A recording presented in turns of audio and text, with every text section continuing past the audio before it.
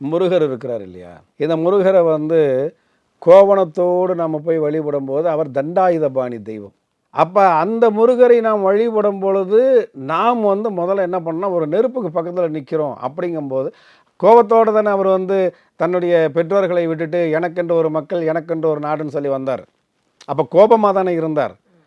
அப்போ அவர்கிட்ட நான் போய் அணுகும் பொழுது அதற்கு உண்டான அனுஷ்டானத்தின் பிரகாரம் சம்பிரதாயங்களுக்கு உட்பட்டு நம்ம வந்து பண்ணணும். அப்போ அதே போல் இந்த சித்தர்களை பொறுத்த வரைக்கும் தாயுமாகவும் இருப்பார்கள், தகப்பனாகவும் இருப்பார்கள், நம்மை அழைத்து செல்லுகின்ற குருமார்களாகவும் இருப்பார்கள். குதம்பை சித்தரை பொறுத்த வரைக்கும் தாயும் ஆனவர்.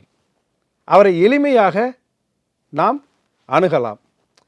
அப்போ எளிமையாக அணுகலாம்னா நான் வேறொரு பதிவில் சொல்லியிருப்பேன். காகபூஜண்டரை நாம் வணங்கும் பொழுது குடும்பத்தில் இருக்கலாம், கணவன் மனைவி தாம்பத்தியத்தில் இருக்கலாம். அப்போ மற்ற சித்தர்களை வணங்கும் பொழுது, கருவூராரை வணங்கும் பொழுது, அல்லது வேறு விதமான அந்த பழனியில் இருக்கக்கூடிய போகர் சித்தரை வணங்கும் பொழுது நாம் வந்து அசைவம் சாப்பிடக்கூடாது.